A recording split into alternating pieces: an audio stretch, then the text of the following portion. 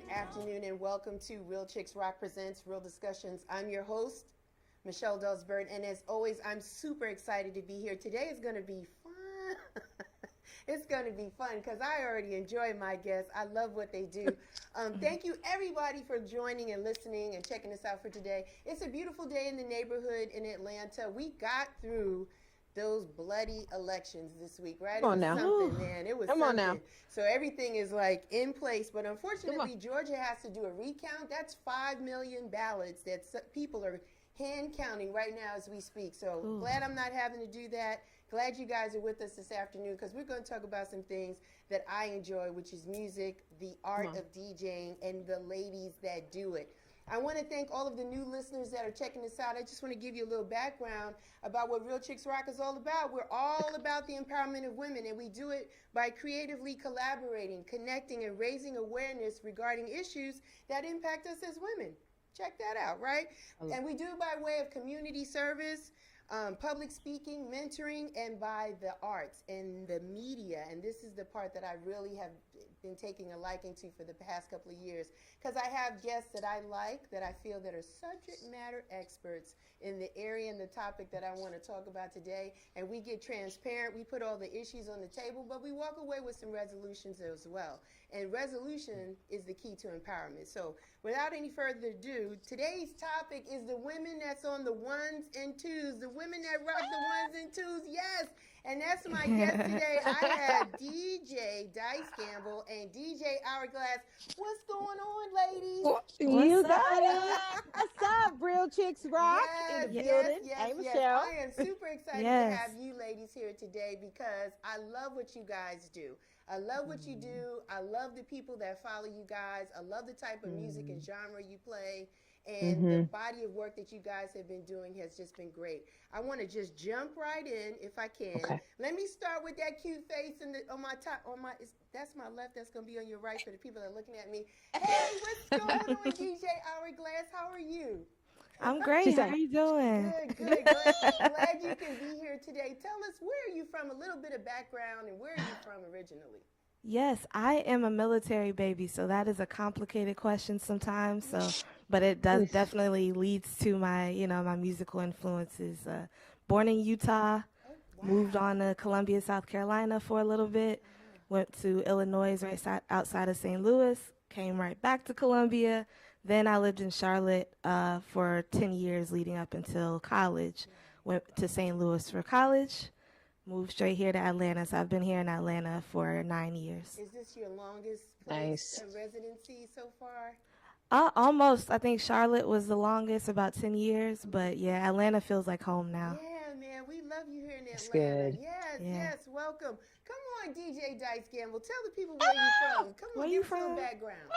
Where I'm from? Well, listen, born and raised in Indiana, but all my family's from Georgia. So my grandmother's from, Savannah. Grandfather is like by way of Alabama, Macon. So that's where they met. And then I'm not a military brat, but my family is very military. So that moved us to Indiana. And then I've traveled everywhere. So I came back to Atlanta at the age of 19. And Atlanta's my home. I love ATL. Yes. I've been able to go, like Seattle, Washington, Europe. Right now I'm in Chicago. My husband and I, we've been here for all of 2 months now. So we love staying on the move, love meeting new people, and love building and doing what we get to do. So trust me, Kentucky, I can't even count the states we've lived in. But my husband is a military brat, so he doesn't care about moving every day, every 2 weeks. You want to go here? Can we go there? Okay. Let's go see the world. So, no. So I'm Chicago. Just landed. Just literally just touched down. So, it's interesting. I was just sharing with you before we got on here. I was like, man, I love ATL, and it's interesting because it's like I didn't leave home. You get to Chicago and you're like, what? Yeah. So it's like the same people in Chicago that it is in Atlanta. Yeah. So that was love for me. I was really concerned, and so I'm like, man, all right. No concerns for you, Dice. You'll do fine. your personality, you're going to be fine wherever you go. That's not an issue, but we're going to miss you here in Atlanta. But you're right. I thought you were still here. So, the way you and your husband move, it was like, okay, we got to go. And you know what, though? A lot of people can't do that. And so I love him for just not being afraid. Yeah. Saying, hey, it's time to go, boo. You ready? Pack your bags. We got this. Yeah. And, just really trusting God with it all. But anywho, ATL all day. California, all that. Listen, we always talk about Atlanta. Who turned that phone off? Who was calling you while we on this I don't know. No. I don't know. Anyway, so Beat Break Radio is in the building, still representing ATL. I was on the radio this morning every Sunday, 8 to 12 p.m. You can listen to Good Sunday Morning Vibes with me, your girl, DICE, for all the best in gospel, inspirational, and just encouraging music. So you make sure you're tuning in. Good Sunday Morning Vibes, reach one communication station. Awesome. Thanks, Dice. Thanks for that background and just setting this up. I want to jump with you, DJ Hourglass, because you mentioned because of your military background, you kind of been all over, but you've been exposed to different type of music. How would you describe your genre? Like, what's your style? What would you say for people that have never heard you before? How you get down? Yeah, when I get that question, I kind of tie it back to my name, Hourglass. Okay. Think outside the clock with it. So wow.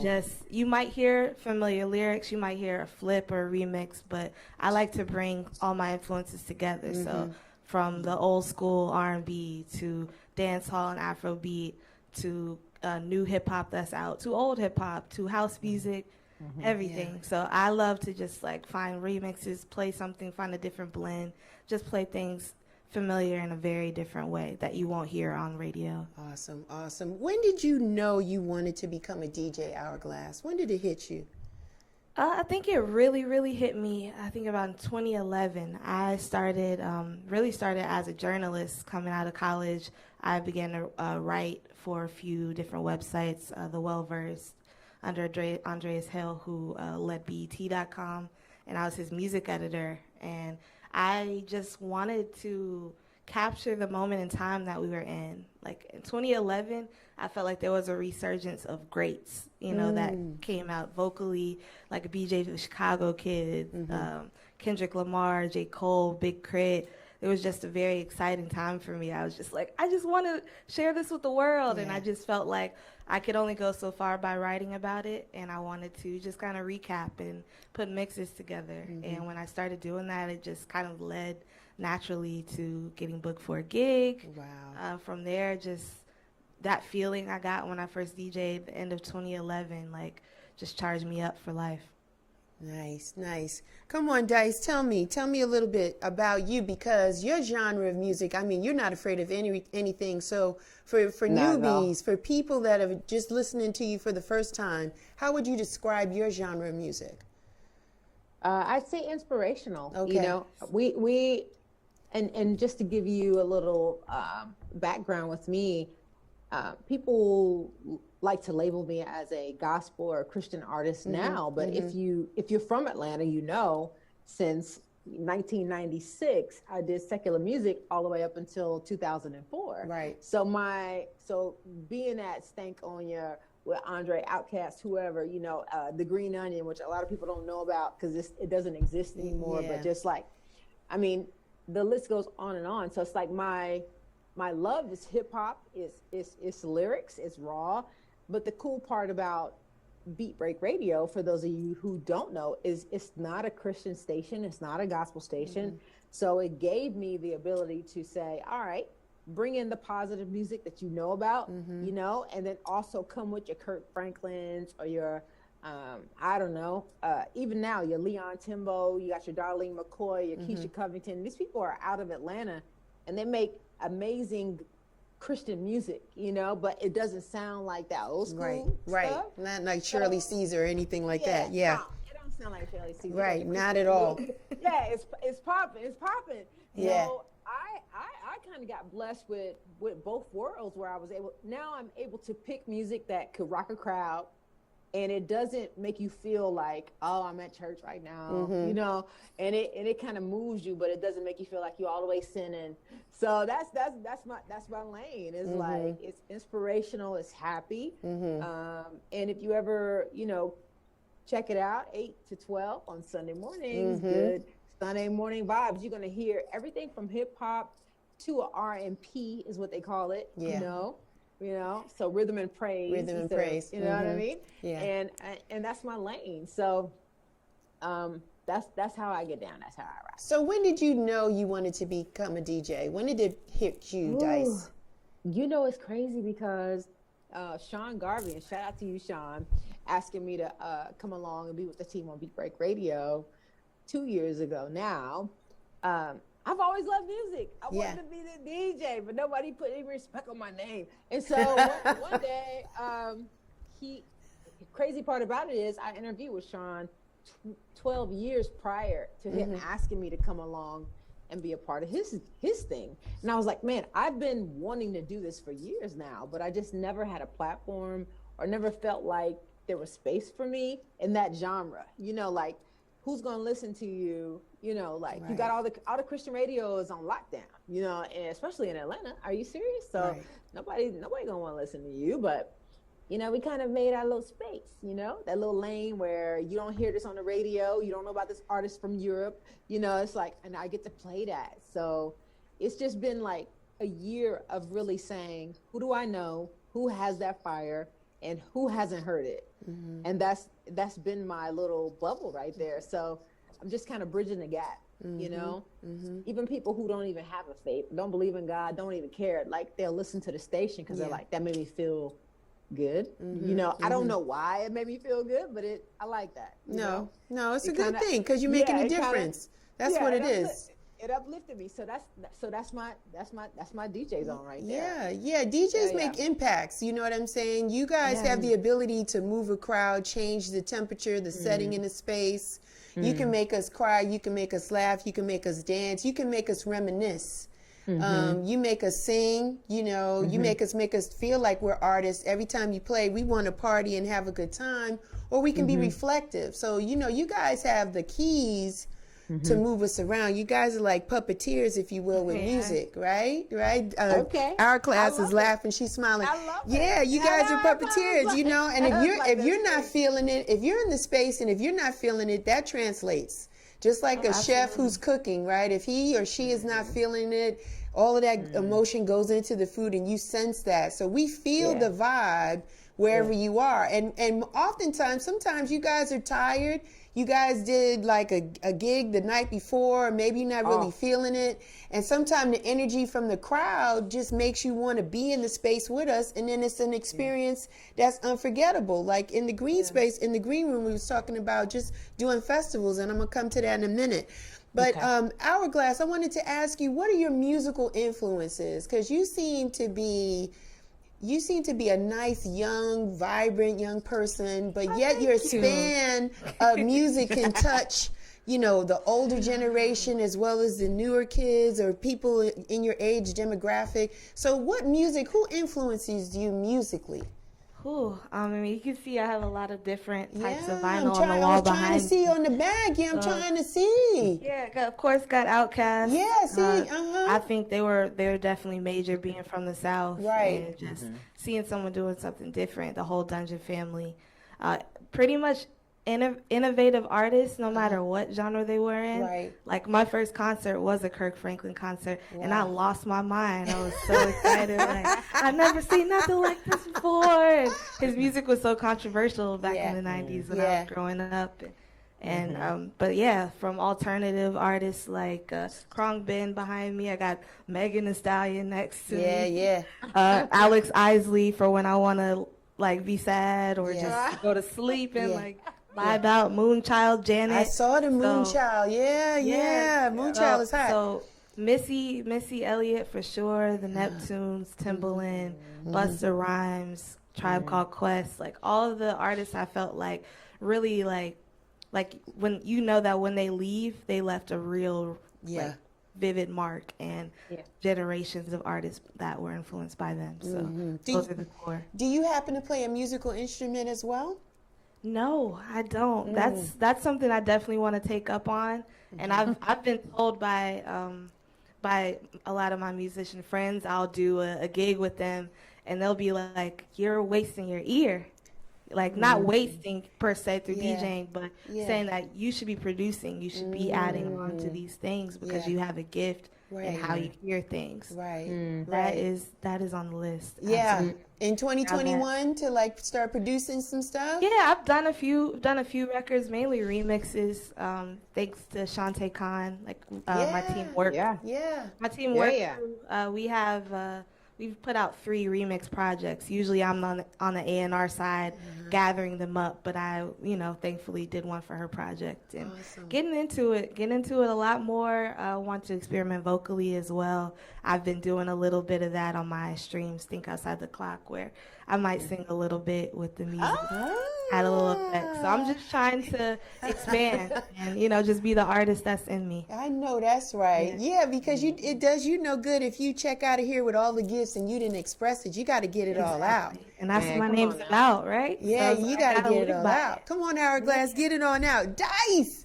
Baby girl, come on. Who influences you? I mean, you can tell me the before, the after, the now. I know it's a lot of people. I know you mentioned Outkast. Is anybody else that influence you musically? Well, let me just keep it real with you. Indiana did not do me any justice concerning hip hop and R&B. However, what they did, Hourglass was talking about instrumentation and people saying, hey, you're not using this, that, and the third. But my whole family grew up in the church. Everybody played it. I played the guitar. I suck at it, but it's here, and I play it every now and again. I want to pick up the piano, but everything from an AC/DC to a Salt and Pepper to a Gladys Knight to the Temptations. Like, my mom loved jazz. She loved the blues. So I'm talking about Ray Charles and I'm Busted, like original rap songs that people have never ever heard of. And then obviously when you're in the coming to AT, I came to Atlanta right during the Jermaine Dupri, and I say DJ Jermaine Dupri, I almost said that because that was what he was known for. So it's like, definitely people always want to say Chris Ludacris, but it was Chris Lova and Poon Daddy. That's right.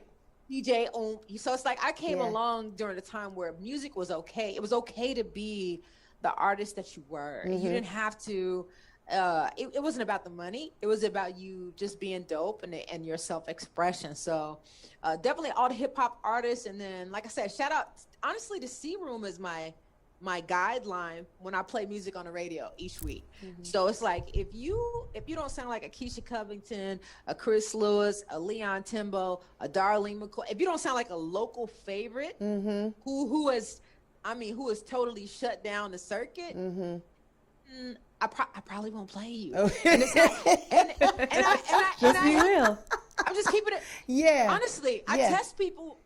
When I meet this is off the subject, but when I meet people, I test them of their Nuck If You Butt. You don't know where that song came from. We can't be friends. Like, it's just like this thing about Atlanta that it just kind of set the standard for me with music. And I think people never respected Atlanta in the way that they should have. It was always LA, New York, Florida. You want to go to 95 South, when it whoop, there it is. Now we battling because we got 2 groups with the same song. It was like ATL, and this is my rant. There's no place better because you get everything. Like, you could go to the West Coast, get that West Coast flavor. AMG, I'm old school. You know what I'm saying? The Wascals, y'all don't know nothing about these people because I'm old. But the point is, there was a limit to what you could get out of the other states, but not in Atlanta. It was like Atlanta was so open and welcoming, even to me. Like, I'm on Hot 97 stages. They didn't know me, but it was the fact me and my crew rolled so deep. We had every Freaknik just trying to, we just trying to get it in. The love, they shared the love. It was never like, you can't come here and do that. It was kind of like, no, come here to the Tabernacle and do that. Like we want to hear what you're talking about. And so that's why I'm like, put some respect on Atlanta. But anywho, so Atlanta is a heavy influence for me. Even when it comes to gospel, I'm like, about the DMV, I'm like, I love you, DMV, but you come to the A on God. Oh, my Bishop C.L. Carter, First Missionary Baptist Church. I promise you, you're going to have to bring it. Like in the Christian realm or even in the hip hop realm, you're going to have to bring it. Yeah. Like it's a different energy, I think the energy is more pure, and it's no disrespect to every other place, but there's just something about Atlanta where the love is love. 100%. And so that's how I lead. That's my music. That's my genre. So if your music shouts love, I'm gonna play that. Okay. Like that's what's gonna get airplay first. Okay. Yeah, for sure. All right. Hourglass, you agree? You agree? I see you shaking your head. 100%. I do think that Atlanta is magic. She said it really magic. is. And how you're saying that, Atlanta was a place for everyone, I believe it absolutely still is. And that's the mission of me and Work Crew, is to kind of lead in the emerging artists that are popping up in the city and give them platforms, support them as much as we can. Yeah. Because, there's so much talent here. And because of those incredible movements, Atlanta is literally the epicenter. Everywhere I travel, whether it could be small town, whether I go to Europe, whether I go to New York, go to LA, they are excited as soon as they hear Atlanta. Yeah. Period. Yeah. Period. And to that, it's like, the R&B movements, the crunk movements, the trap music. There's house movements. There's international community movements. Like you're saying, in the Christian realm, it's like you won't get that anywhere. Nowhere else.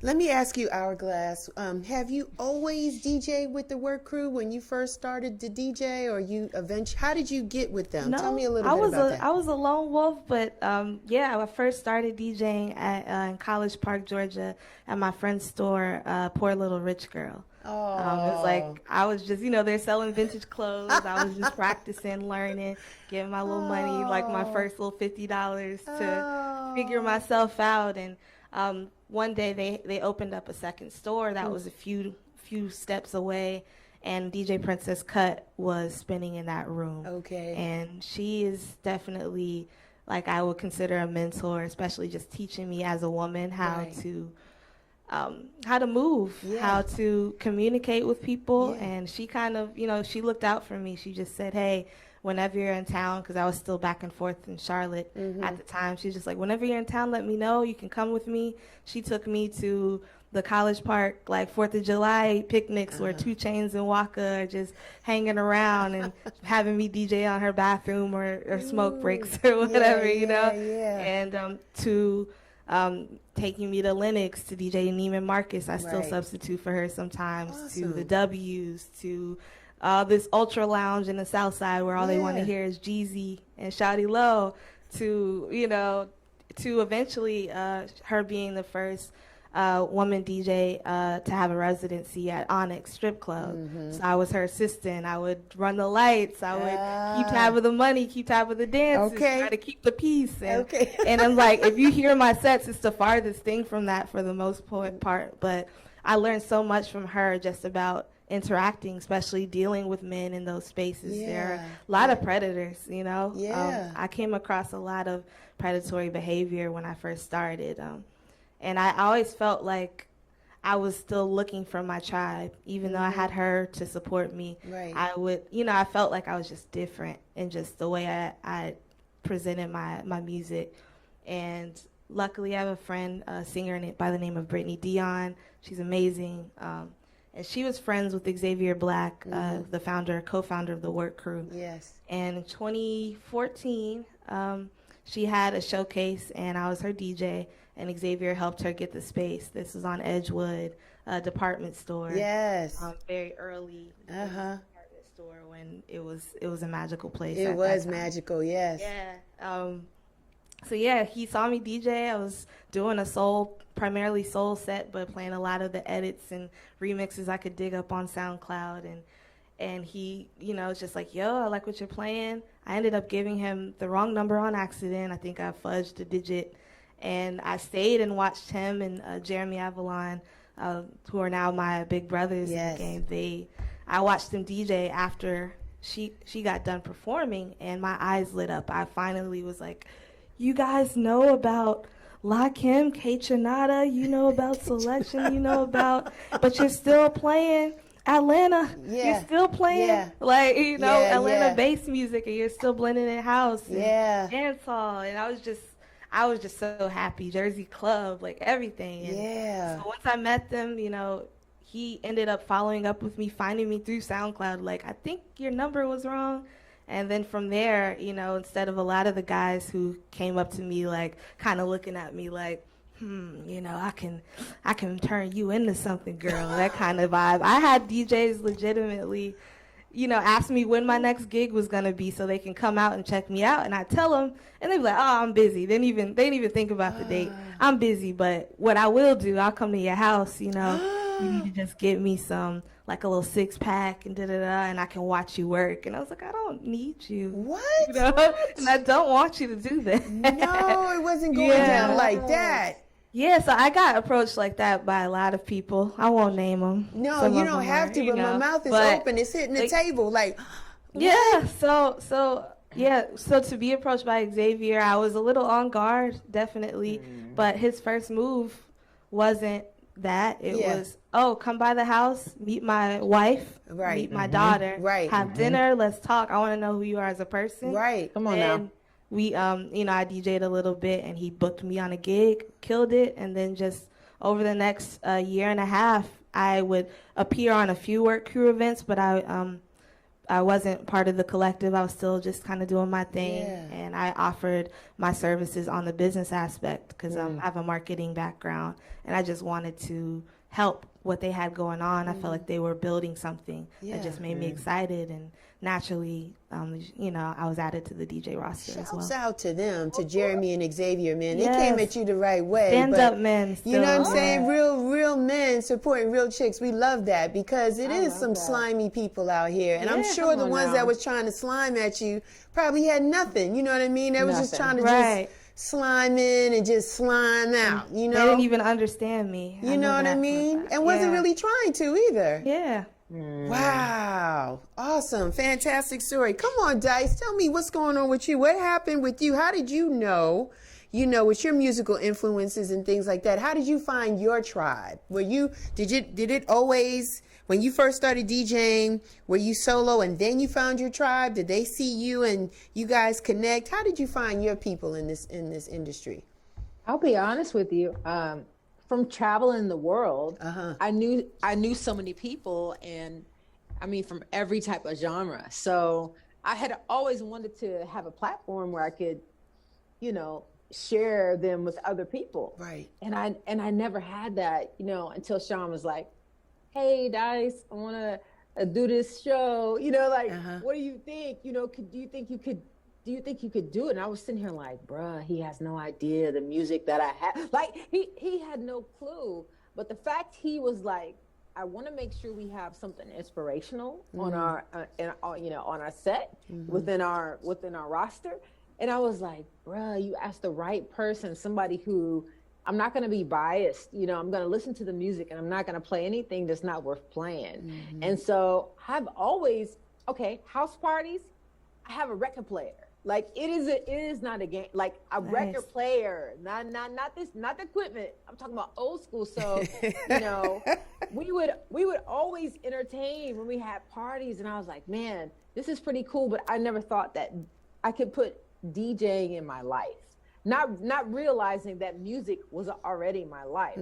So it's like, it kind of, you know, and I don't know how DJ Hourglass feels. I don't know if, you know, you were into music before, but shout out to Shantae. Sure. Hey, Shantae's my sister. You tell her Dice said hello. Okay, yeah. I'm supposed to. But listen, that's my sister. But that's my life. Like, music is my life. So it just kind of, when the opportunity knocked and I was ready, it just connected. It was like, duh, like, this is what you do. You do this all day, but nobody else knows that you do it. So giving me a 4-hour block to say, all right, these are people you may not know. You know, you probably never heard this before. Like, but I want to share them with you. You know, I want to connect them with you. Like, it was just an opportunity 2 years ago. Like, I've been an artist, a rapper, you know, I've been writing. I've written for other people's projects. We have songs in movies, you know, it's like doing all the other stuff, but I never thought that I would have a space where people would actually listen, which is weird as an art. Like, I know I can get on stage and you'll listen to me because I'm gonna command that. Right. But it was, I just never thought that, man, like, listen, you have an ear, you've heard stuff people have never heard. And all you have to do is put that together and let them hear it, you know? And to your point earlier, you was like, yeah, you guys have the power to move us. Yes. And yeah, people gonna holler at Hourglass because it's an energy there when you can control people's emotions. When you have that ability to kind of take them from thought to thought, there's a love that exists. It's just like, it's just that draw. And I thank God that I wasn't looking for that. It just happens to be a part of the thing I get to do now. You know, where it's like, yes, it's another title that I get to be respected for. And other art, it's a launching pad for artists. So DJs are the one that launch artists. Everybody knows this. Like, hey, DJ, I don't care. You could think you could be on the radio all day, but if DJs aren't playing you at the parties, the skating rinks, online, nobody is going to know who you are. And so, as an artist, I gained a love for the DJ.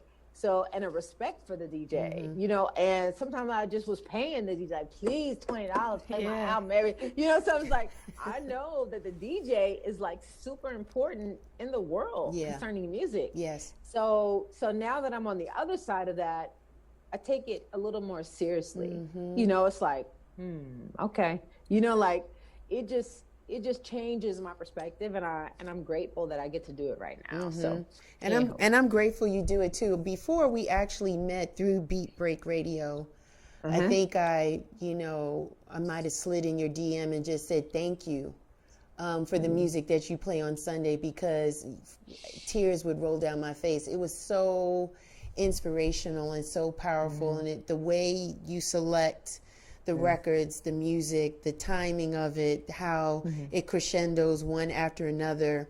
It just sets a mood. And during this time where most of us cannot go to a place of worship, right? Music is the vehicle that helps us get close to our spirituality and be in touch with our Creator. So you become ministers, you know, you become a person or a space or a place where we can get in touch with those feelings that we may have put in the back of our mind Monday through Friday because we're hustling, we're doing what we're doing. We're so concerned with what's being rammed down our throat through media. But then when we have this opportunity, whether we listen to Hourglass and she makes us dance, or makes us think about songs we haven't heard in a long time, versus you, and you make us feel a certain way where we just feel like there's a cleansing or a purging through music. It's a beautiful sense of power. And I appreciate you ladies for not being arrogant or being big in the space or boisterous. Like, you guys are very humble about the power that you have, because oftentimes, sometimes people are maestros, right? And they get comfortable. They play what they like. They play in a familiar space. Maybe their creative juices are not flowing, so they feel a little limited. But shouts out to you and to the many others that take us on a journey every time you play. Every time you play a record, every time you tell a story, you share. Sometimes you share your vulnerabilities with us and we don't even know, but we feel it, right? Whether it's through a slow song, an R&B song, a praise and worship song, a hip hop song, whatever it is. And so that's why I tip my hat to you and the hundreds of others that I know that do it and take it really serious and really love it, because there's so much music out there. And the fact that you guys take the time to curate it, right? Right? You know, you get ready to get down with us. You're curating, ideally, where you may want to go, what you want to do. And that's appreciated, versus I'm just going to come in here cold and do what I want to do. Right. You know what I mean? And then you end up playing some stuff that, one, we didn't want to hear. Two, we heard it before. We know exactly what you, three, we know exactly how you're going to transition to the next thing. Like, yo, get out of here. Like, I'm out. Like, if you're not going to respect the fact for my time and my money, I have no problem taking my purse and my keys and I walk out. Yeah. You know what I mean? Good. And that's what it is. So thank you so much for doing that. I want to ask you ladies, because again, we're in this shelter in place. Shout out to Russ Sirius, because Russ Sirius connect me to Hourglass, and she couldn't be here today because fortunately she has a gig. But I know during this whole COVID-19 space, has things really like slowed down, or are people still asking for you and you're Zooming a lot more, Skyping? How's your life? Hourglass, how's it going for you? Ooh, yeah, it's been a journey for sure. Yeah. When everything went down in March, I was really looking forward to this year being my year of travel. Ooh. Thankfully I had a set I did a few years ago, almost to the day, for Boiler Room, and that changed my career. Yeah. Been viewed over 200,000 times, and so many of those views have been all over the world. Yes. And it's changed my life. I'm so thankful. I got booked to DJ in Switzerland, and from there I, had Xavier, chose to come down there, spend his own money to come with me, and we scheduled some other, dates together. And as soon as we landed, I think it was March 9th, he went to Paris for a gig. As soon as he hopped on the train, canceled. I was thankfully able to do the Switzerland gig, and I think I needed that moment, honestly. It was, I think even before COVID, I kind of got to a place where I was wearing myself a little bit thin and kind of becoming an empty cup. And as much as I felt like I was, doing what I loved and people were benefiting from it, putting all my energy into it, I definitely am, thankful for a little moment of rest that we got. I know that it's come at a great price, and I take that very seriously. So it was a lot. Even coming home, it took us like 2 weeks to get home because of just the trying to change flights and travel restrictions and things like that. So when I got home, I was definitely a little stressed out. I was unsure. I was just kind of getting into survival mode. Live events and mainly event production was my main income, source of income. So I was like, okay, so what are we going to do now, Jaleesa? That's, that's what I would say to myself. and from there, it's all worked out. I'm just so thankful. It's kind of given me an opportunity to do a lot of the things that have been on my to-do list that I kind of would put to the side.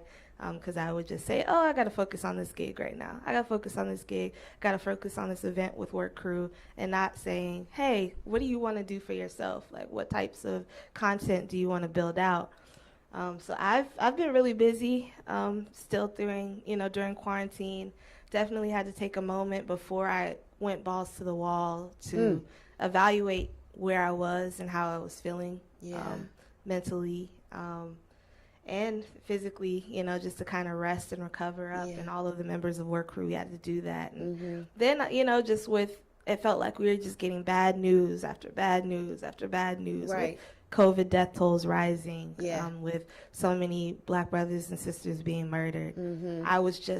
I didn't really want to DJ, or I didn't want to advertise myself or say, hey, I'm streaming right now, like amidst all of these things that you're swiping right now. And it took me a while to figure out what my place was going to be. That's why I really appreciate Dice for understanding that she's meant to inspire. It took me a while to realize that how much emotion I put into my mixes, and that it's a necessary force for a lot of people. It helps a lot of people doing what I do. And Juneteenth came around, and that was like the first day where I was legitimately like, this is a moment where my people, we can celebrate. We can have this moment to be happy. I planned to stream, got 3 other DJ friends that I really respect, got them to be a part of it. And once I did that, I felt good again. And it just felt good. So I've been doing a lot of digital events. I've been doing, the private Zoom parties for, like happy hours for certain employers, to just kind of a lot of cool social groups having Zoom meetups. I'm doing like a birthday party, but I've also been able to do streams on platforms like OK Player. I just did an Outcast Stankonia tribute set, and that was really major for me. So yeah, a lot of opportunities have come up. I DJ'd for Miss Tina Knowles charity organization. Nice. And my stream was in Beyonce's house. So I'm just going to say at least Blue Ivy heard me, or somebody in that house. The maid or someone. Awesome. That is awesome. Yeah, it's been a blessing, you know, being able to be in homes across the world. Yeah. You know, I've been streaming on Twitch, doing a show that I curate called Think Outside the Clock. Yep. And that's just kind of given me an outlet to not only just DJ, but to really spotlight artists that I believe in. So yesterday I did a pretty big one with a new duo called Babe. Yeah. They make what they call surf R&B, and I was able to do a 20-minute build out with music video screenings, interviewing. Nice. I interviewed them for about 10 minutes, and that's what I love to do. I want to get a little bit more into the hosting aspect of it all. You want my job? You want to do what I do? Is that No, what I can't take your job. I can't do what you do, you how wanna, you do it. You want to interview? You want to talk to people? But You'll that's be the great beauty. at it. I think being able to be home and to like get out of the rat race Yes. or the headspace that I was in before allowed me to realize that no one can do what you do. Just like everyone's an individual, and there's no reason to hold any of that back. Not at all. Congrats on the boiler room, because that's Thank big. you. The boiler room changes lives. Yeah, for real. that was on my bucket list, and it came out of nowhere. And the dark side of my DMs. Man, awesome, man. I actually participated, or was just a fan in the crowd when Stefan Ringer was able to do it on Edgewood. On Sound Table 2, which is no more. Like, you know, this whole COVID is just wiping out stuff that used to be on Edgewood. That's another topic for another day. Another one. But that was like phenomenal, because, you know, Boiler Room is just hot. And then I saw Ash Lauren do a Boiler Room. Is amazing, in Detroit for Movement. And, you know, it's just great. So, man, you know what? Congrats on that. Congrats on that. Awesome stuff. Dice, for you. You tell me what's going on with you, because you are just phenomenal, right? So tell me what's going on and what is inspiring you, and I want to talk to you about the COVID-19. Have you slowed down? No, I mean, not at all. She's like, no. Listen, COVID put everybody's life in perspective. Okay. And there were two types of people. There one person who said, I'm just gonna wait it out, and the other person that was like, we don't even know if we're gonna have tomorrow, so we gotta go. We gotta go. So I was the one that was like, we gotta go. We gotta go. So, you know, I have Clue Worldwide, which is Christian Ladies United every other Tuesday with Ty Scott King. That's something where we just try to inspire people, and women, but then guys jumped on the lives, and so we had to just kind of open that platform. But something that Hourglass was talking about was people needed musicians, artists, and DJs in a different way this year. And if it was not for us, the whole world would have jumped off the cliff. And I'm gonna keep it real. If DJs were not online, if artists were not doing shows from their living room, if people didn't dig in deep and do the 2-3 hours of just, I'm gonna play music to try to help people get through today, trust me, like no president will probably put respect on the artist's name or the artist industry or entertainment industry. But if it was not for us, and this is not me being arrogant, this is me actually saying everything from a DJ Network, a DJ Radical in Atlanta, these guys are in Atlanta, a DJ Jesus Beats, like DJ Ronnie Rons, to who you name it, from DJ Tony Tone. Like, if DJs were not on, DJ Cass in London, shout out to all the sisters, you know, so it's like, if we were not in a position to say, we got the equipment, we got the audience, we got the music, let's go. Like, if we didn't just say, we don't need to be paid right now, we know that artists are hurting. Like, I got phone calls from people who want to commit suicide because they couldn't tour, because their whole life was based around, I'm on tour 4 days a week. That's how I feed my family with 20 grand a night. So when COVID comes and I have nothing, my whole world is destroyed. Like, and it really, I'm gonna keep it real with you. I spent many a night on the phone with a person or artist and just talking them off a ledge and saying, life is not over. You know what I mean? Like, this is just a season. The season sucks. but you're gonna need to hang in there. Right. And you need to go do a live right now and tell people how you feel, so they'll keep pushing. They'll keep pushing. Yeah. And so this whole thing, like, artists bring energy, and obviously I'm a super Christian. I love the Lord, but I know everything is energy. So it's like you got to bring it, like, and trust me, it's not created, it's not destroyed. What you throw out, you get back. So it's like, it's important for artists, DJs, singers, all that.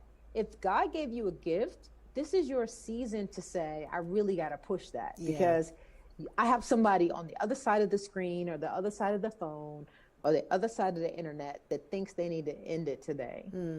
So it's like, it's up to me. Like, and they don't have to be a licensed minister, but to your point, you said it earlier today, Michelle, you guys are kind of like ministers, because you are giving people that hope. You're giving people that love, that other memory that they had from, 4 years ago when life was good. And it's like, it's important that you don't forget that, and everybody doesn't have an ear. Everybody don't have no, people can't just be DJs, like, people can't just be artists. Yeah. So it's like, if you like, this is so funny, because I was at work one day and I shared with them, I said, I judge all my friends by how many songs they know. Is that wrong? Not wrong. Not wrong at all. Do you not do that? Like, when you, like, that's how you know. When you're like, hey, have you heard that? Like, when you start to quiz people, I don't really like music. Who says that? And you'll be like, oh no. And it's just, it is just like a line in the sand. Like, no, Dice, you're absolutely right, Dice. A lot of people don't come out of their box, right? So they like certain things. They only listen to certain stations. They don't listen. That's for them. That's not for me. I don't listen to that stuff. And people box themselves in. So sometimes you're going to have a conversation and they're not going to be able to relate. And music transcends genders, race, cultures, color, sex, sexual preference, everything. Financial demographics, everything. So you need to check in, tune in, check out a stream.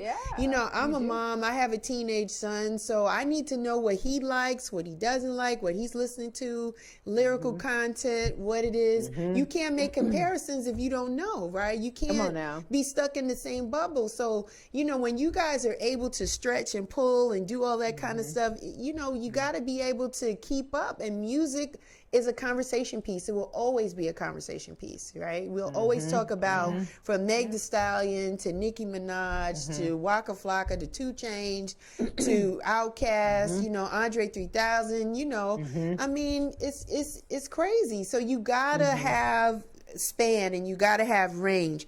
I want to ask you, Dicey, have you ever had an opportunity to play at a festival?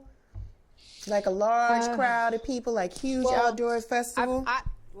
I've performed at a million festivals worldwide. Like I said, from everywhere in Atlanta to your Creation Fest, to your Sunshine Music Festivals, like to your big festivals. But what people have not seen me do is what I get to do now. Right. Every week concerning music. So they only have seen me as an artist. That's why I was like, it's kind of cool that you have like a show like Real Chicks Rock and things like that. And like I said, Beat Break Radio, where people are like, yeah, this person is an artist, and that, or you've only known them as a writer, but turns out they actually do other things. They do other things. But DJs, they don't get the respect they deserve. You know what I mean? Like, so for me, just playing that background role, like having the arsenal, playing music here and there, and even the cool part is I know a lot of artists, so I've been able to borrow their music where other people haven't been able to do that,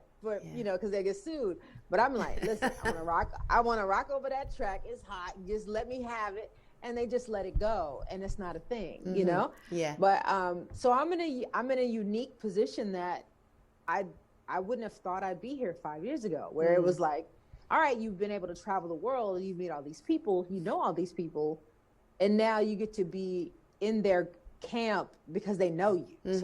So there's a different type of trust, like it's one thing when you don't know the DJ, but it's another thing when you know the DJ. You know what I'm saying? It's a whole nother beast. Like when there's a relationship, concerning artistry, listen, that's a whole nother atmosphere. That's a whole nother arena. So that's where I am right now. And I'm embracing it. Mm-hmm. You know, I didn't think I'd be able to do it. I didn't think I had what it took. You know, kind of to Hourglass's point, you have people who always want something from you. Mm-hmm. They want to use your name. Right. They want to use your picture. Right. They want to use your this. And it's like, what about what I bring to the party though? Mm-hmm. What about that? Mm-hmm. Like, you know, like, can I just be me? Or Mm-hmm. is it about you making your event bigger because of who I am? Because of you know who what you I'm saying? So that's a whole nother side of the DJ and definitely music arena where people are like, they will try to influence you in a different way. And some DJs, like you said, they'll only play your music if you pay them. They'll only play your music if you're on Billboard. They'll only play your music if people know your name. I'm not that person. Mm-hmm. Like, I am not that person. Like, I want to know if it's good. Is it quality? Is it banging? Will other people enjoy it? Is that message on point? Mm-hmm. And so it's like, you don't have a lot of people out there who, and I don't care what age you are. Some people limit you from that too. It's like, it's good, it's good. You could be 85 years old and just drop the nicest song on SoundCloud. And it's like, all right, we're going to play this on Sunday. Mm-hmm. You know, we got to play it on Sunday. Mm-hmm. Yeah. So it's like they're, you know, and shout out to all the DJs across the world because it is a thankless genre where even the artists that will pay you in a club won't come and say thank you after you play their song. So it's like, you know what I mean? Man. So it's like, come on now. Man. Come on now. I'm exposing you to 5,000 people in 3 minutes. Yeah. Who else can do that for you right now? Yeah. Nobody. So has the compensation been where it needs to be for you as a DJ and as an artist? Do you feel you get compensated? I mean, financially, when you do a deal, hey, I need you to come play this gig. See my eyeball? I'm not messing with dice. Did you? What's that mean? It was funny, like when I was growing up and people would say something crazy to you and they would ask you the question and you'd be like, it's almost like the zombie effect. Like, okay. Come on, man. I mean, I think the woman part is like a whole nother thing. Yeah.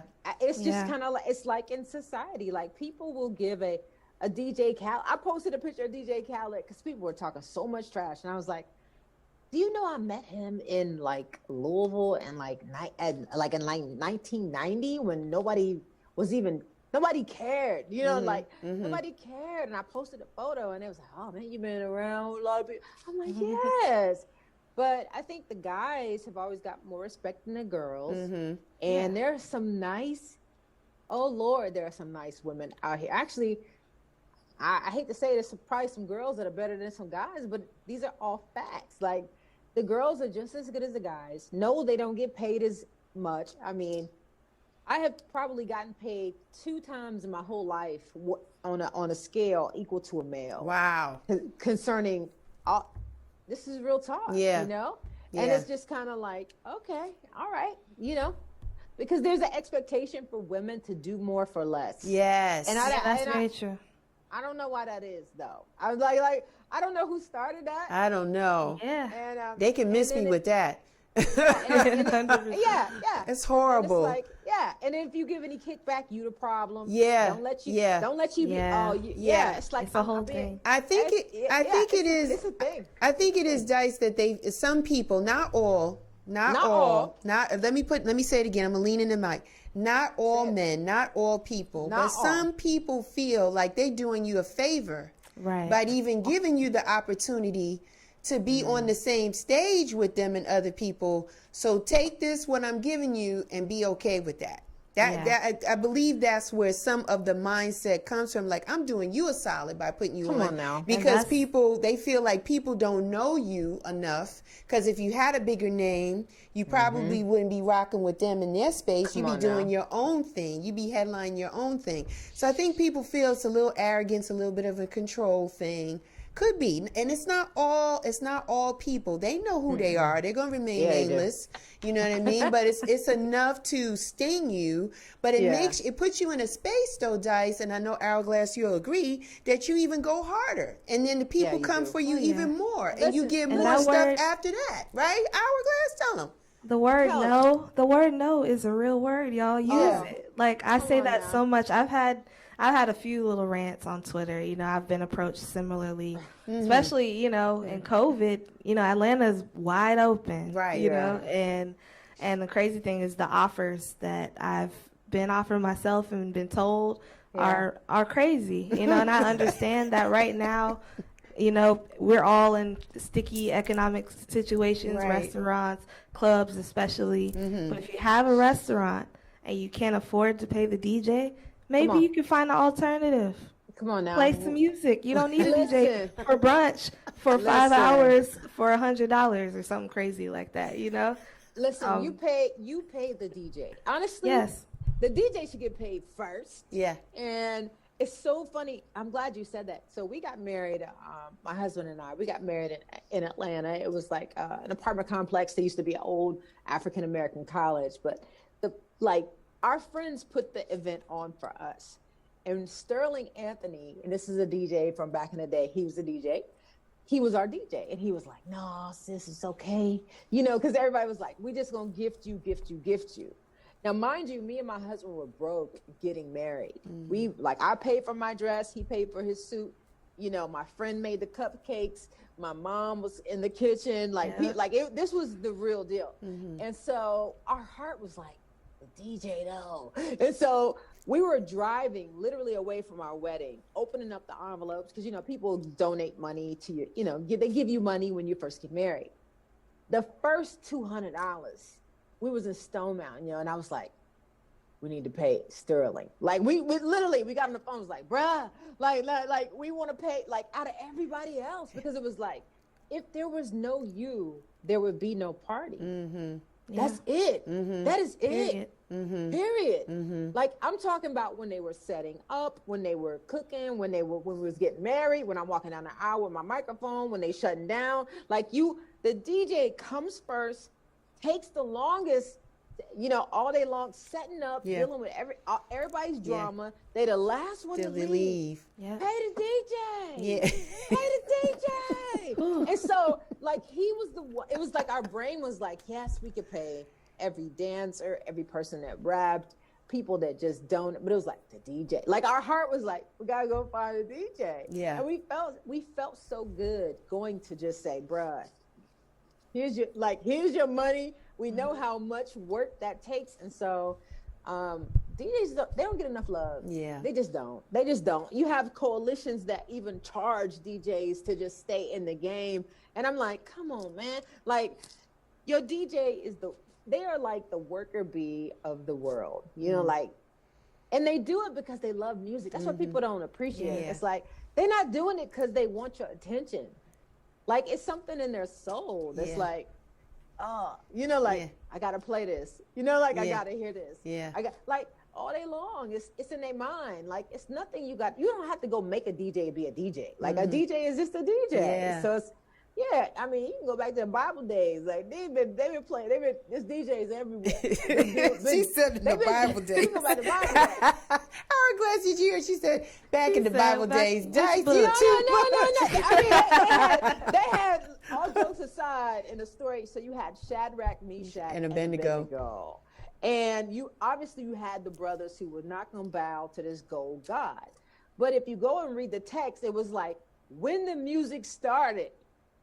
That was the DJ. The DJ was like, when this starts, y'all need to go ahead and drop down. Yeah. And they did it 3 times. And I'm just trying to tell you, can't nobody start music 3 times in a row but a DJ. Okay. So I was like, the DJ was like, they're not gonna do it. We gotta put them in we gotta burn them, you know. But that's when they made it out of the lion's den. But the point is, I'm saying musicians and the people in control and the DJs have been around for centuries. Yeah. So it's like, but they always have a thankless job. I mean, every show you watch has music playing. Every news show you watch, every The View, it's a DJ there. You know what I mean? Like, Come on, man. So, but you rarely hear about the DJs. So, shout out to Hourglass and everybody else in the ATL. Every DJ ever. DJ Dice. I met DJ Dice. Yeah. I met the other DJ Dice from DOS FX in London when I was 17 years old, and I was so impressed that his name was DJ Dice. You know, I was like, "Oh, you Dice? I'm Dice. Oh, you DJ Dice?" Like it was a thing, you know. But when I say, man, a DJ is who rocks the party. So, and the party got to keep going. Got to keep going. Yeah. Got to keep going. Hourglass, talk to me about doing festivals. You know, we talked about it earlier today, but I want to hear how did you feel to do One Music Fest and other festivals that you've done? Oh yeah, it's exciting. I feel like it's honestly like when you get opportunities like those and you train yourself by doing the parties on a regular, honestly it kind of feels like you just showing off doing your greatest hits, like this is gonna kill it, you know. It's an energy thing. It's all about energy in festivals. Yeah. So I love being able to balance that out because I like having my chill vibe out moments. I like making my mixes. I like doing my parties. But when you get in the festival zone, you really are controlling the energy on another level.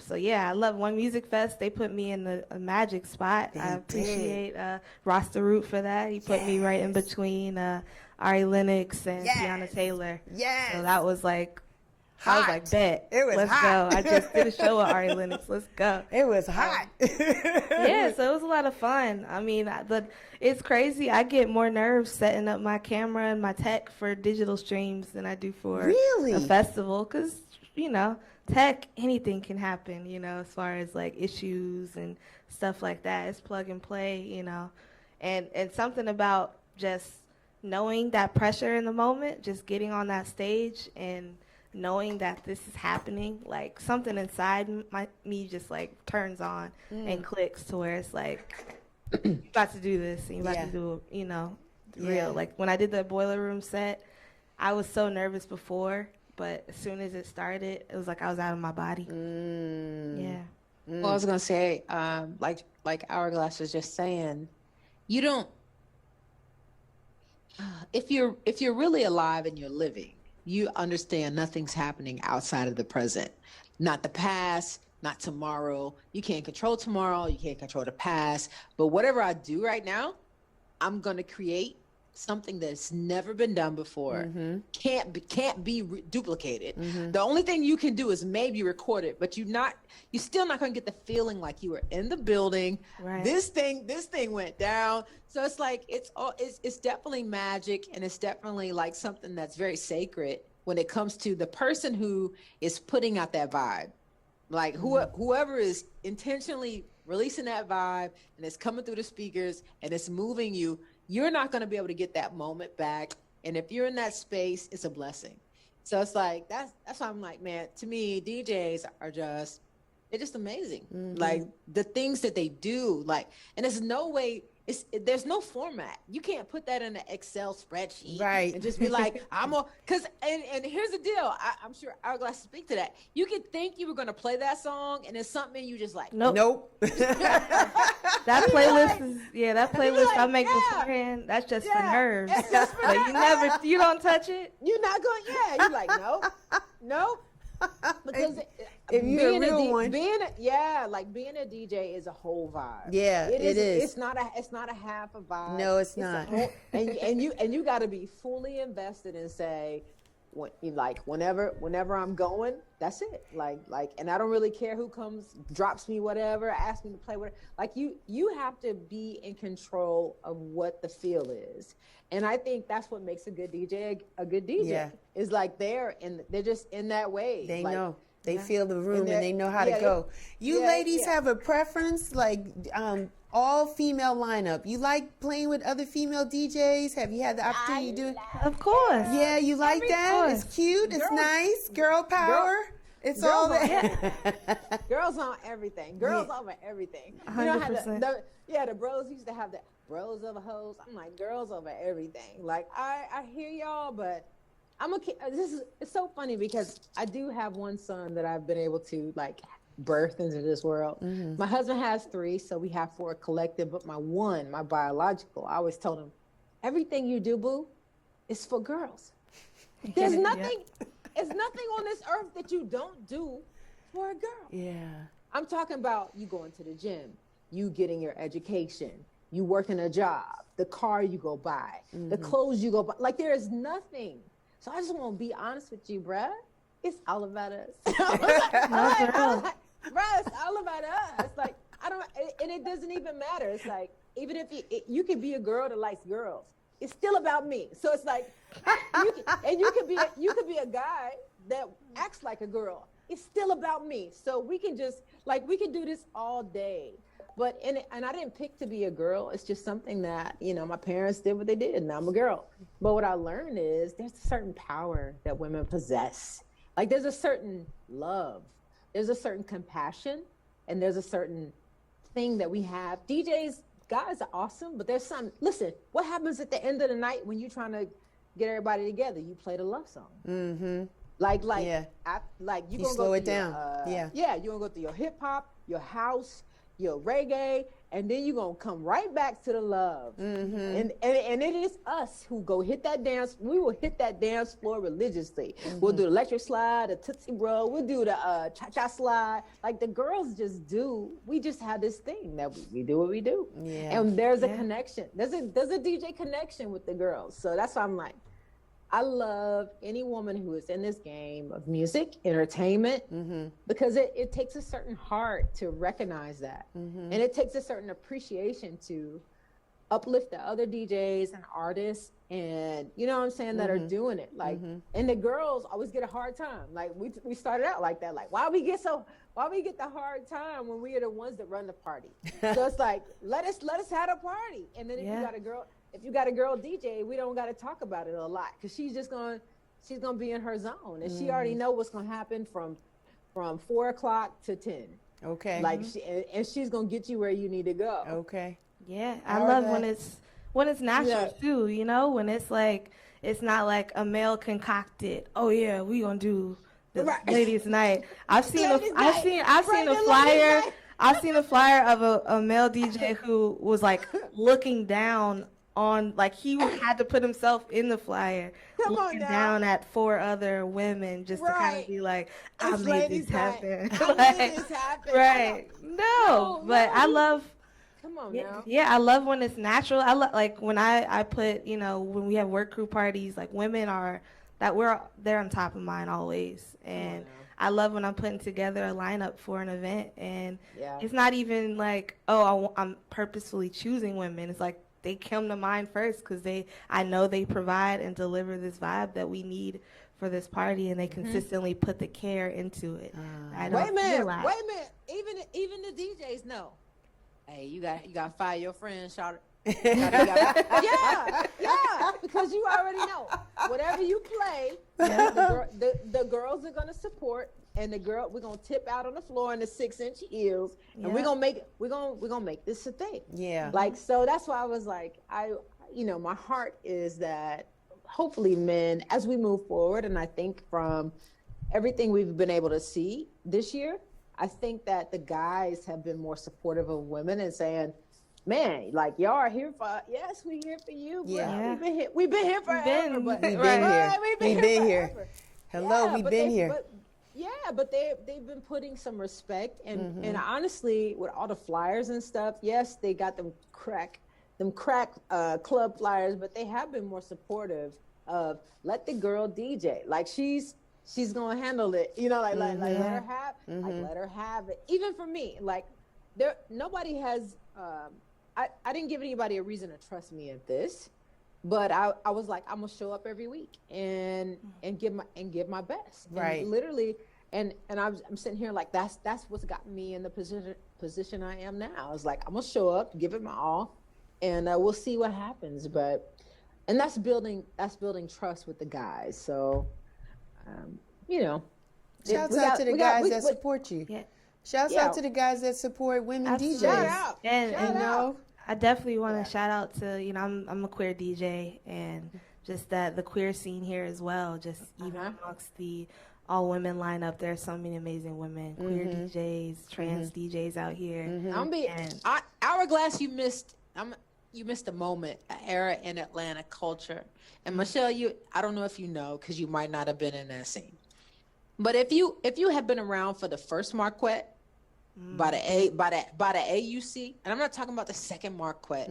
I'm talking about, there was a scene at the AUC. I would go buy liquor at the AUC. Like it was a thing, like a movie, like a Spike Lee joint. And I'm talking about my respect for women DJs, women artists, trans women, you name it. Like, coming from Indiana, it was like, nobody does this. And then you get dropped in the middle of nowhere at night, and you're like, who is doing this? And it's like, why am I not a part of this? Like, Right. and why doesn't anybody know about this? But that's why I was saying earlier about Atlanta, like, my heart and my connections. And if you ever follow me on a Facebook, a Twitter, or Instagram, you're like, why she got all these friends? I'm like, you have no idea who I know. But I know these people from a pure place, right, where we had the same thing in common: artistry, love, connection, and from Cali to New York to Florida, Atlanta has been the place where I have been able to be me 100%, and everybody else has been able to be them 100%. And it's grown, and it hasn't like turned into something that was like a horror movie. It was just like, I mean, I'm keeping it real. So DJs, much love and much respect. And like I said, I mentioned the Marquette because I was like, that was the first place where I saw a show of a woman DJ who was DJing for women who were doing just stuff that girls had never even seen before in life. So Marquette, I'm looking it up. go ahead. Moment. Michelle, she ain't ready. But that's why I was like, ATL has a spot in my heart, man, that nobody could ever replace. Because I'm like, the things that I've been able to see, the people I've been able to meet, and the lessons. I'm talking about, like, not just lessons of what not to do, but lessons of integrity and lessons of perseverance. I'm I have never learned that anywhere else but in Atlanta. Yeah, Atlanta has allowed people to dream and execute your dreams, right? You're doing things that you thought it was on a bucket list, as Hourglass said, but man, it's happened through relationships, connections, word of mouth, and support. You know, because you're good at what you do, people want to see you flourish and thrive. And it's like, man, 1 minute you're here, next minute you're playing across the country. Who would have thought that? You didn't think that in St. Louis. You thought maybe, you know, perhaps, right? But Atlanta is a place where connecting the dots pays off for you. It pays off for you. It does. It does. I want to ask you, Hourglass, with social media, because the work crew is big on social media. big on social media, right? So that's good to hear.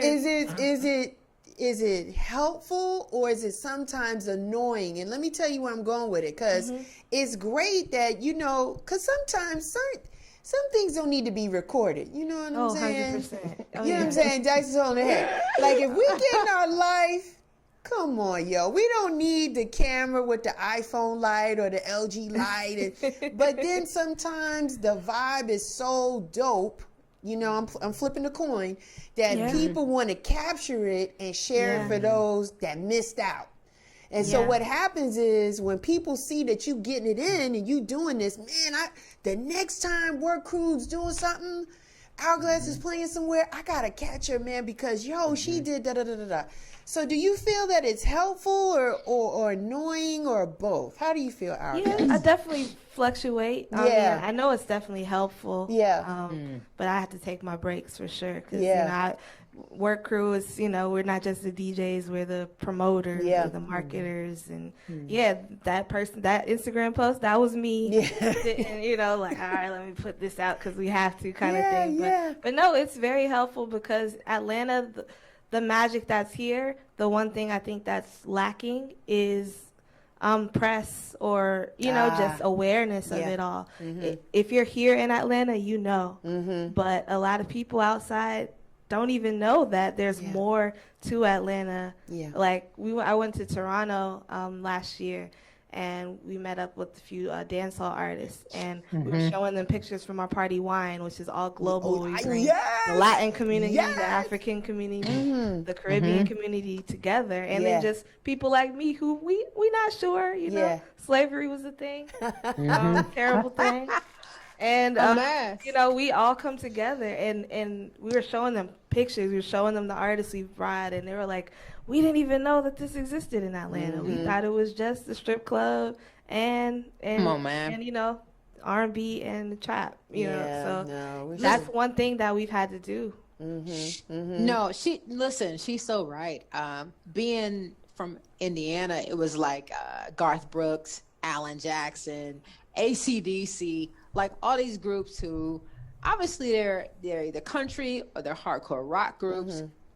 But my first, you were talking about house music earlier, Hourglass, but Bjork and Portishead, the first time I heard of these was in Atlanta. I was like, and people, it's like the whitest of the white, of the Caucasianness, of the rock, of the outside of my blackness. Is good though.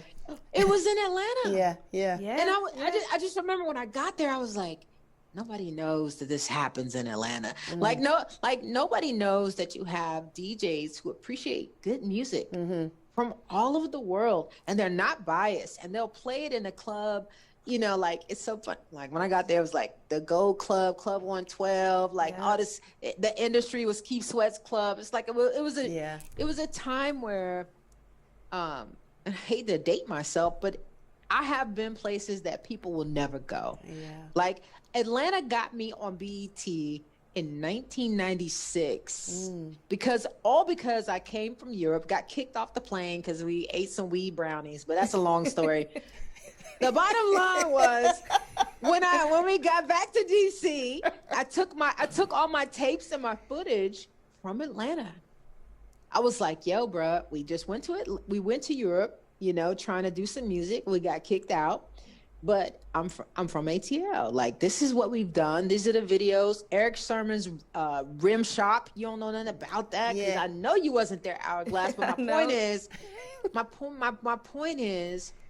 This is a place where you had the Woo store downtown on Peachtree, and there's just some things you cannot. I mean, that's why I'm like, when people hate on anything from Atlanta, I get so irritated because I'm like, you don't have no clue about Young Jock's store. You don't have no clue about this stuff because I got to live it, see it, and watch it come up. You know, like, man. So I have a love and respect for it. But with all that being said, though. Like, people don't understand that it's not black. Like, people, every time you say Atlanta, it's like, oh, it's so black. I'm like, it is black. But the blacks are not ignorant, though. The blacks are very open to eating healthy, being in their community, supporting their community, being there for their community, like learning about other communities. That's the one thing I can say. Right. Atlanta, you know, people are, oh, it's so South and Southern, and people, you know, the accent. And I'm like, listen, they can talk with a draw, shout at you this all day long, Strawberry Street, all that all day. but they're not stupid though. Like, so that's been my message as I've been able to travel. Like, even getting here in Chicago, oh, you from the A? It's like, please don't expect me to just be all about the the culture. I'm more about who you are, where I'm from, what do we have in common, and what can we do now? Like, that's the part of Atlanta, you know. And shout out to everybody who turned that state blue. I don't know how y'all did that. But I don't know how y'all did that. I was up here watching like. Right. That was my goodness. That was a moment. I don't know how y'all did that. But when I say Keisha Bottoms and everybody else, I don't know what black magic you got, but work it. Stacey Abrams. I was proud. Yeah. Like, it was just a proud moment of, God, these are my people. Even my husband said it to me before. He said, man, honey, all those people that came to our wedding, I had no idea that they were like key players in their game, in their lane. And he said, man, I just hate that I didn't really show them the love that I could have, because he said, I'm thinking, oh, they just your friends. But he had no clue that they were running Atlanta, you know? So I was like, you know, they was running Atlanta. They was just young, you know, they was just young. But anywho, I'm out. I'm done with all that Cotton Club, Jaguar, and all that. it's just ATL. There's no better place. Like I've been a lot of places, but there's no better place that I've been to where people love you for who you are, what you do, and it's multicultural and diverse. Like I ain't been nowhere. Yeah. Like nowhere. Yeah. Nowhere. So are you ladies interested to DJing other young ladies coming up in the game? You guys have so much experience and so talented. Have you guys started that model, that process? Is it something we can expect to see maybe in a couple of years? What's your thoughts on that? Yeah. Hourglass, I'll let you go first. Yeah, definitely. Yeah, event production is my number one. So I've really been, trying to identify people that would come to our parties, but like love to see the components of it all, want to get there early, want to kick it. And we've been able to really build our team that way. So I've been, definitely stepping into a mentorship role. Okay. Just trying to show women, all the aspects, not there's more than DJing. There's actually, like Work Crew is kind of morphing into an agency, creative agency, where we're using the knowledge and our networks into building brand activations and just creating like experiences that only people that have this experience that we have can create. Right. So I've really just been, looking for women that are just interested in breaking into music any type of way. Definitely have looked out for a lot of DJs. I've had a little less, less hands-on approach, just schedule time-wise, but I've definitely had moments I've had DJs with my friend Jody. She'll come in and use my turntables and practice, and I'll just kind of do work while she's doing that, give her, critiques, things like that. And then just go to other gigs and support other DJs, and then if they ask for advice or let them shadow me. But I definitely just that support is everything. My main thing has been just kind of being open to just being available. So even just in the digital space, transitioning and getting equipment and learning how to stream. And I've been talking to people every day, just trying to help them get set up, because the one thing I've already seen a lack of on the online platforms, Twitch, Instagram, is a lack of Black women in the space. Come on now. So I've just kind of been like, oh, what you need? I got you. You need to come. If you want to be a guest on the show, you don't have the stuff, come over here, come to one of our cribs, that kind of thing. So just, come on now. Yeah, really just trying to, even DJs that might already be established or have started, just kind of show them the other possibilities to what they're doing now. Technology is a big thing. It's not going away. Yeah. And, ironically, people just think they could just appear and just DJ. And there's an art to it. There's sound, there's visualization, there's just, the woofer, the speaker, the board, the mixer, everything. Serato versus Pioneer, your computer. It's a whole, and some people look at it and go, oh my God, like I don't even know where to begin.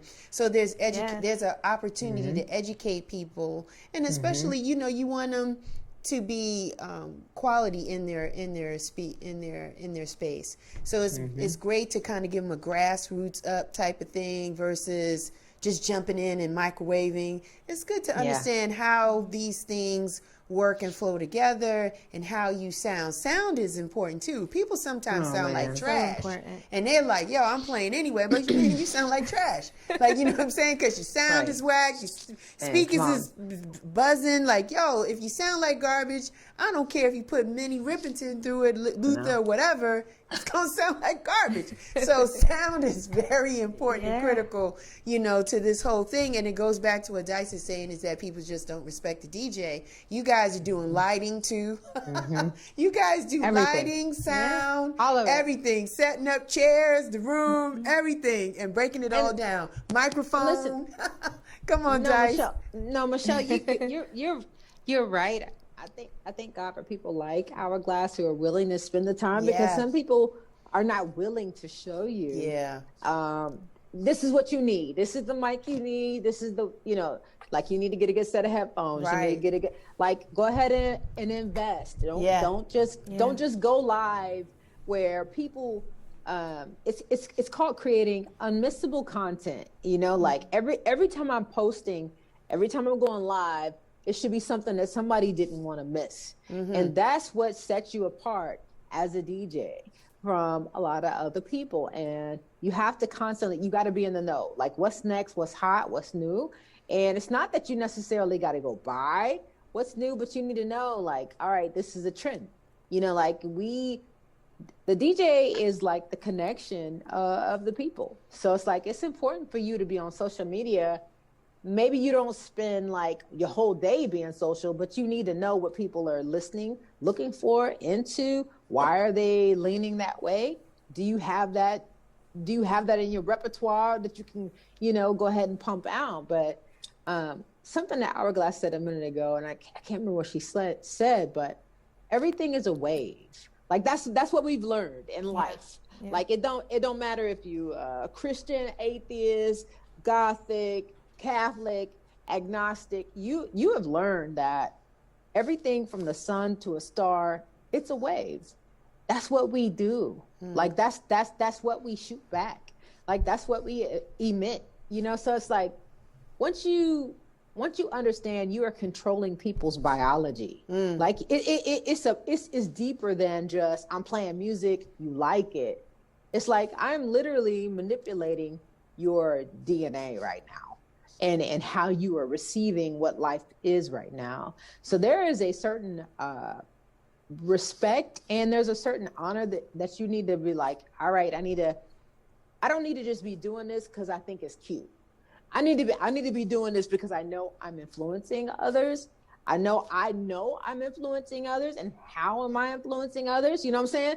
Like there's a responsibility there that if you're a good DJ, you are aware, you're cognizant about it. You're like, all right, if it's party time, it's party time.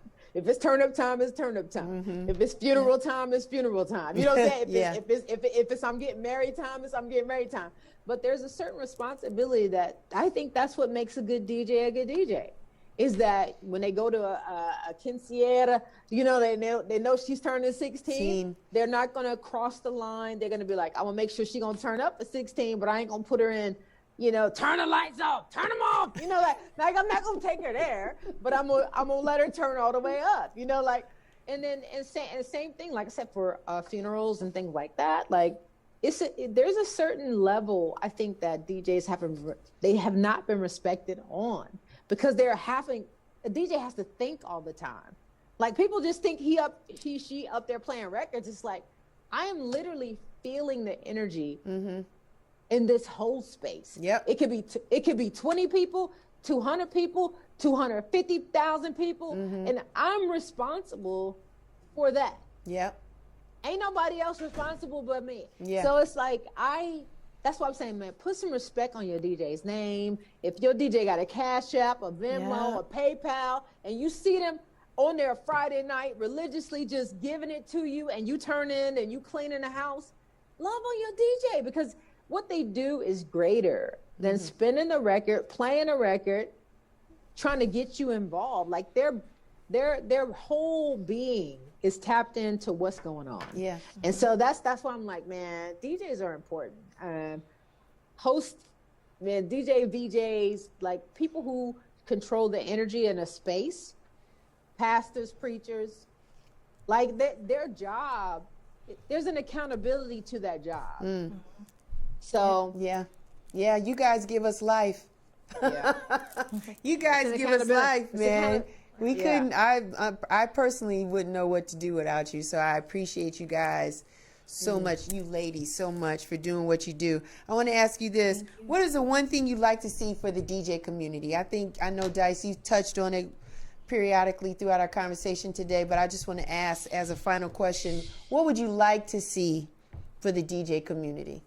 Hourglass? So paid. Pay the DJ. Pay the DJ. Make it rain. I second that. I think, I think that requires, the great thing about Atlanta is that we can, I might be in this corner of Atlanta, but I'm also cool with this DJ who does something completely different. Yeah. Maybe organizing that in a way that we can communicate. Oh, what's happening over here with they paid you what? Excuse me? Some sort of unionization, you know, other organizations have, you know, things like that. Just some sort of structure like that, but I don't know who's gonna put that together. Well, I mean, no, I don't. I don't know either. But one of the things I was gonna say to both of you ladies, from a artist standpoint, with me doing like positive music, more or less Christian hip hop and things like that, I started CHH University, which is Chew University, where all the I create clothing and shirts and things like that. Everything I sell goes back to the kids that are coming up underneath me. Right. But I think that DJs need more support in that area where people are like, all right, like I'll spend the time with you. I'll tell you what you need to do. I'll show you what you need to do. But people need to give back and put money back into the DJ's pocket, because honestly, every club that puts out a flyer, the second thing they do is get the DJ. Like it's not even it's not even a thought. It's like, oh, I'm gonna throw a party. Who gonna be the DJ? Like, it's not about who's gonna be the host or who's coming in. It's like party, DJ, and it's like the DJ. You need to pay your DJs, and I don't even think about it, because honestly, the more you give to your DJ, the more they're gonna think about what they're gonna bring to that party. Yeah, and that's what you want. They say 10 people will go tell 10 people either it was good or bad. That's what you good do. Good party, bad party. Good DJ, bad DJ. And then those 10 people go and tell 10 more people. And so on like, and so on. Come on now. So it's like invest in the person that you're trusting. Yeah. Your people with. Them. Absolutely. Yeah. Absolutely. Absolutely. Pay the DJ. And the DJ, and I promise you, if I could have every DJ on this live right now, they will tell you the DJ is the last to get paid. They want to pay the artists. Yeah. You want to pay the people that host this. You want to pay the rappers that came and like they done took all. They done, come on now. That reminded me of a nightmare that I just had. Girl, they done, yes. Yeah. They gonna run with the DJ mic and blame the DJ that they highs wasn't high enough. And it's like, bruh, pay the DJ first. Like the DJ is literally just the foundation for your party. The foundation of your party. So it's like, anyway, that goes across the board. I had a nightmare with an agency. I did the gig in December. I ended up getting paid in May, amidst all the COVID mess, and it was a huge event, probably my highest paying event. And it was such a struggle to get respect, even though leading up to it and during it, the communication was perfect because they needed me so much.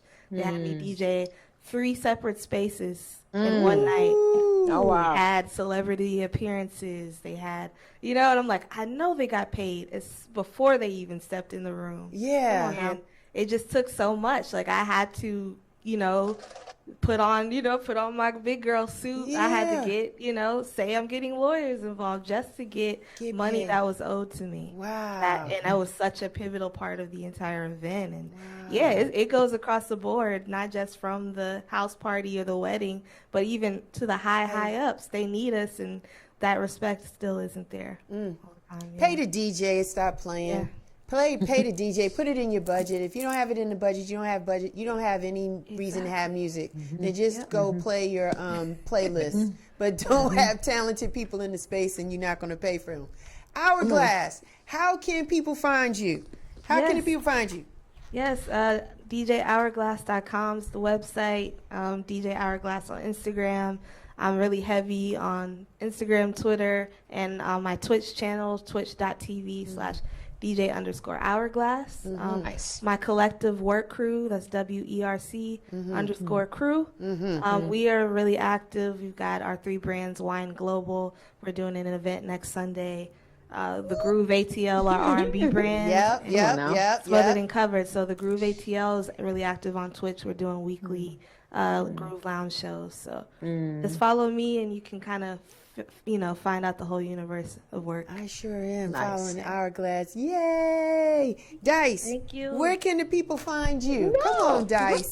It's the same thing, just like Hourglass. Dice Gamble on everything. Yeah. So DiceGamble.com, Dice Gamble on Instagram, Dice Gamble on Twitter, Dice Gamble on Facebook. Like, if you're following me, you're gonna see what I see. Like, I know Chew University is where I get to teach artists and mentor and things like that. But if you're following just Dice Gamble, you're gonna see every time I post something about the school, about the store, and things like that. Taking over Chicago, because that's where I am. So I'm like, Chicago about to get the ATL treatment. So I love it, but just follow me, like pick your platform, and I'm there. I'm going to post, you're going to see what I'm doing, and support the ladies. Like, honestly, it's a thing. I mean, I wish it wasn't a thing, it's almost like, the Trump Biden thing. I wish it wasn't a thing, but it's like women not getting the support that they deserve. I remember, and I'll keep this short, but my bishop is Bishop C.L. Carter, First Missionary Baptist Church, Atlanta, Georgia. So it's like, if y'all ever want to go see a real bishop who loves the Lord, go holler at Bishop Carter. He licensed me. But he was saying one day about the respect that people don't put on women's name, knowing that they were your first teacher. For the first 40 weeks of your life, they gave you everything you needed. And even after you're born, typically women are they're your protector, they're your provider. But then something happens, where you just kind of forget that. And it's like, but the ladies have been leading out since inception. So it's like, you know what I mean? So it's like, put some respect on that, show us some love, and even for me, I had to go give my mom back some love, because I was like, man, I didn't realize what she did, until I start becoming a woman and walking, and I was like, man, she sacrificed so much. Yeah. Like, she said no so much, like she gave so much, but I didn't understand it until I started walking and really coming into my womanhood. So I was like, I had to go back and just be like, man, the things you did for me, right. I didn't even understand it was a thing to be a woman, where your strength has to be stronger than a male, because there is an expectation of you, and there is temptation and trials that you go through that men don't go through. Yeah. So it's like, I can't pick the stronger sex. A lot of times people are, men are stronger. I'm sitting here like, I want to see, even my husband right now, when he get a little cramp in his side, I'll be like, bro, I go through that once a month. Once a month. And he be in there crying.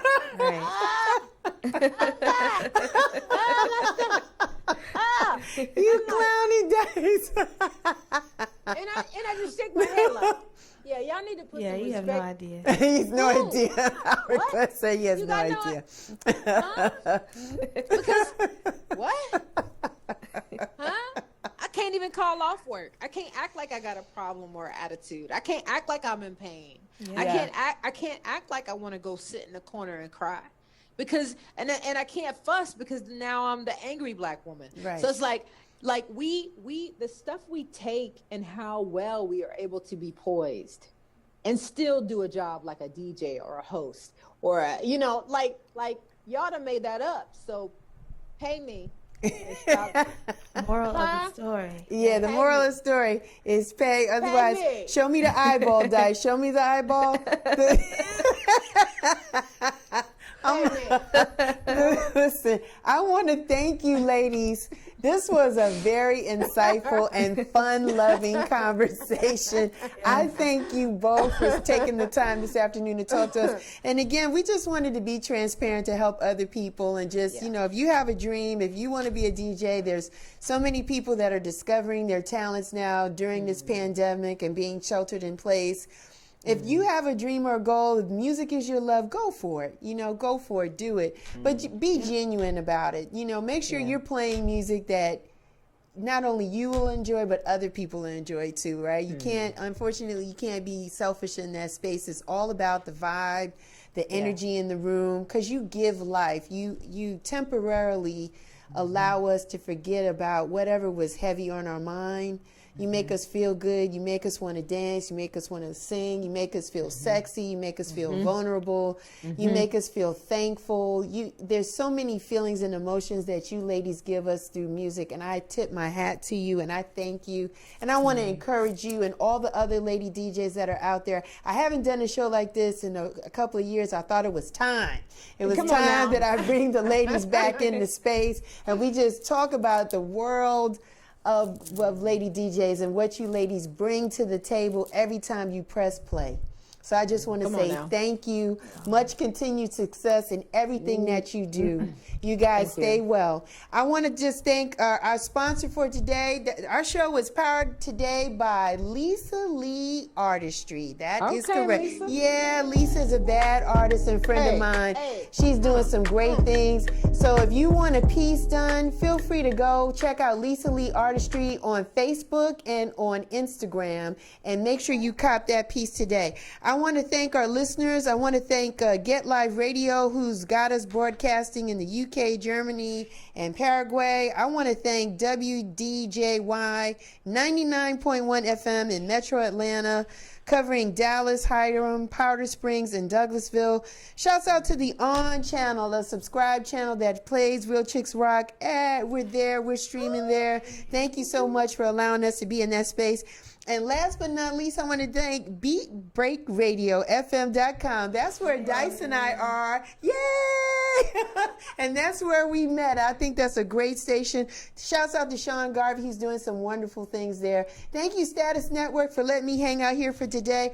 I also want to let the listeners know that we are doing a webinar. Real Chicks Rock is doing a webinar for all you business owners. I hear the millennials. I hear the people out there that are scared and don't know how to file taxes, don't know the importance of managing a marketing budget. They don't have a business plan or a strategy. They don't have any kind of financial budget set in place. So Saturday, December 5th at 10:30, you need to sign up and register for that, so that we have some speakers and some people in the place that can help you be a better you as a business owner. Why wait in 2021? You can get the knowledge and power and tools that you need now. So sign up. It's on Eventbrite. Make sure you sign up for that. It's about 90 minutes. It'll change your life. It'll be some keys to success that you need. Regardless of what the business model is, sign up. Make sure that you know what it takes. You're doing the right thing to be a successful entrepreneur and business owner. That is my time for today. You know Thank me, you. Real Chicks Rock. You guys are welcome. You know you can find me. I am everywhere. I'm on Instagram, Facebook, Twitter. Check out the Real Chicks Rock website. Go out there, get your mask, get a T-shirt. Show the love. Get the t-shirt. T-shirt. RealChicksRock.com. You guys go. Until next time, you guys be well, take care, and continue to rock on. Bye. Thank you. Peace. Bye. Thank you, ladies. Thank you. Bye. Thank Bye, you. Have a good one. Sweet.